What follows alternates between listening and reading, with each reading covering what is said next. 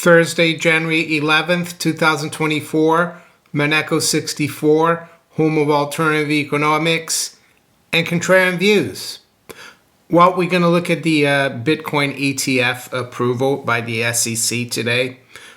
I think there's two sides to this coin here, so to speak. Is it a boost really to the sector or a Trojan horse? And I think we've experienced this kind of event in the gold and silver sector, and that's what we're going to touch upon today. Before we do, just wanted to talk about a couple of headlines that I think are significant and are pointing to trouble ahead. I think people are being complacent. The most important one is to do with the Red Sea and the supply chain. And of course, when the war between Israel and Hamas started back in October of 2023, a lot of people, including me, were speculating about the Strait of Hormuz and the fact that the Iranians might block that strait and stop the flow of oil. But what's happened is that the Houthis, who are a rebel faction in North Yemen, they've been fighting the Saudis for over a decade, roughly. They've taken up the support for the Palestinians, and they've been disrupting merchant vessels through the Red Sea. They got to go through the Red Sea to go up through the Suez Canal, and there's a lot of containers, a lot of merchandise coming from Asia, China especially, through the canal into Europe. And apparently, according to what I've read here in the FT, 15% of the world's trade goes through the Red Sea and the Suez Canal. Yes, it's mostly for Europe, but it would disrupt the whole world's supply chain, I would say. It would disrupt prices. Right now, a lot of these vessels, instead of going through the Suez Canal, they're going around the Cape of Good Hope, South Africa. It takes a lot longer. It's a lot more expensive. They have to spend a lot more fuel to do that trip, and it takes a lot more time, and it disrupts everything. So I think just like in 2020, when they locked everyone down and the supply chain was disrupted, this could be something that could trigger a lot of problems. And it doesn't look like that war between Israel and Hamas is like anywhere near being over. So I think it could even get worse. We could even see the Strait of Hormuz be the next target. And of course, the Houthis are financed by the Iranians. The other one is that, the other headline is that investors are warning governments about high levels of public debt. And for you who have been watching my channel, you're probably not surprised, but even the IMF is talking about this, as you can see here. So those are the two main headlines I think that we need to keep in the back of our minds, that could be problems brewing. And I think investors really are being a bit complacent about that. Back to the Bitcoin ETF. Yes, the SEC approved a Bitcoin ETF yesterday. And I've spoken about Bitcoin recently, that I actually looked into Bitcoin back in around 2011, 2012, and I thought it was a good idea. But I've come to the conclusion that there's more behind Bitcoin than just Satoshi Nakamoto. And by that, I mean, I think it was a creation of the deep state. And why do I say that? Well, because the whole internet was a creation of the security industrial complex. Did you know the internet was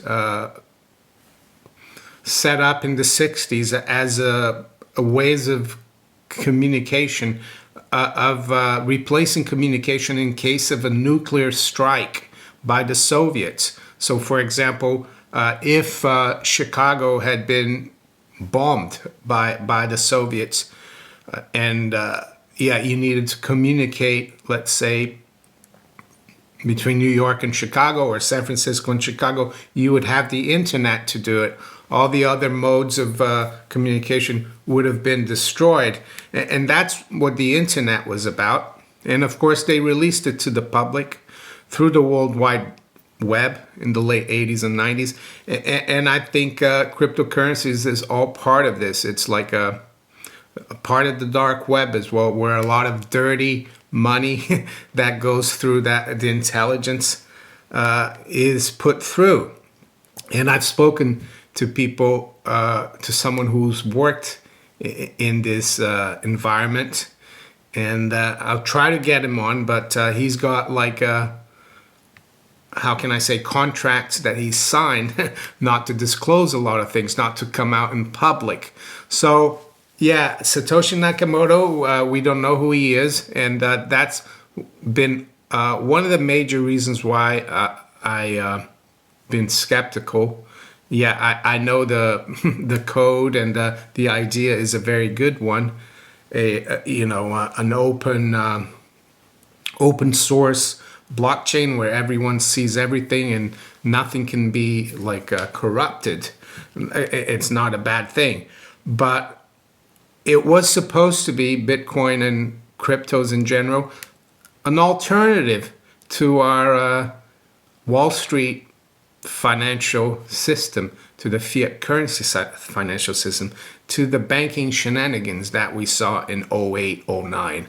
It was supposed to be a system outside that, a system of peer-to-peer, and that the public would be in charge, and you wouldn't have financial institutions controlling it. It would be decentralized with no headquarters for Bitcoin, right?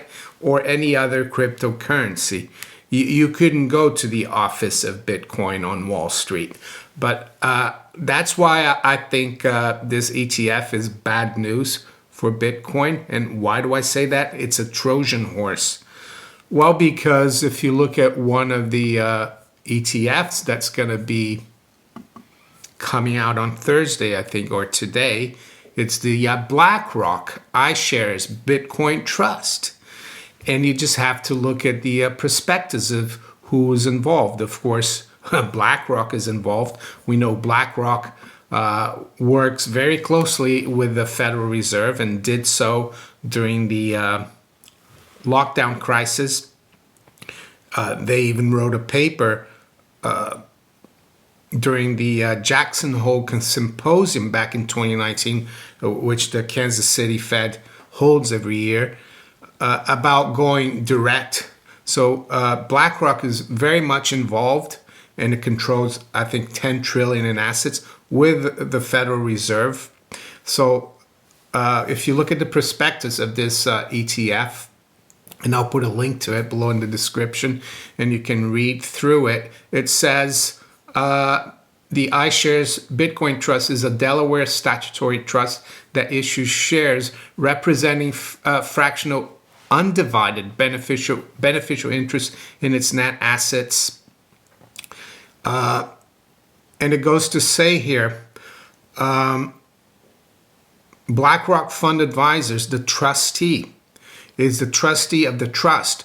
Coinbase Custody Trust Company, LLC, the Bitcoin custodian, is the custodian for the trust Bitcoin holdings. And the Bank of New York Mellon is the custodian for the trust's cash holdings. So BlackRock and Bank of New York Mellon, these are all Federal Reserve banks, New York Fed banks. So where is the alternative here outside Wall Street?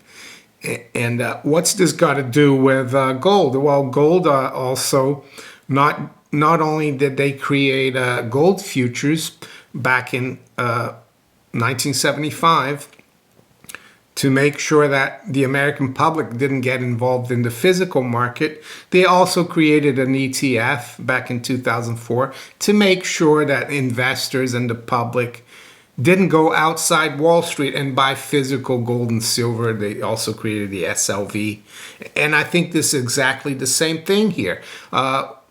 Who's going to care about getting a proper Bitcoin wallet and buying a proper Bitcoin or a Satoshis? I think this is going to stop that, to be honest. Yes, there will be always purists who will do it like we do in the gold and silver world, the stackers. But I think it's a Trojan horse. Yes, it could benefit in the short term the price of Bitcoin, and it has, I think, the run up to this approval. And then if you go to page 74 of this prospectus, because one might think, oh, well, you'll be able to redeem your iShares and get Bitcoin, but you won't. It says here, the authorized participants will deliver only cash to create shares and will receive only cash when redeeming shares. Further, authorized participants will not directly or indirectly purchase, hold, deliver, or receive Bitcoin as part of the creation or redemption process, or otherwise direct the trust or a third party with respect to purchasing, holding, delivering, or receiving Bitcoin as part of the creation or redemption process. So there you go. There's not going to be, I think, investor demand, small investor demand for Bitcoin. They might have to hold some Bitcoin to match the price. But maybe I'm wrong. Maybe they will be able to deliver Bitcoin, but I don't think so. If you know otherwise, let me know. And of course, there could be other ETFs, but I would say BlackRock, being a huge company and having loads of investors involved, will probably be a successful ETF, Bitcoin ETF.